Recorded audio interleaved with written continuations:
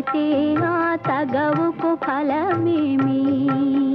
కలలే నా కలలో నీవే కనబడితే ఆ చొరవకు బలమేమి?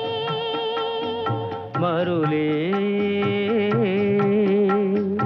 మరులు మనసులో స్థిరపడితే ఆపై జరిగేదేమి? మనువు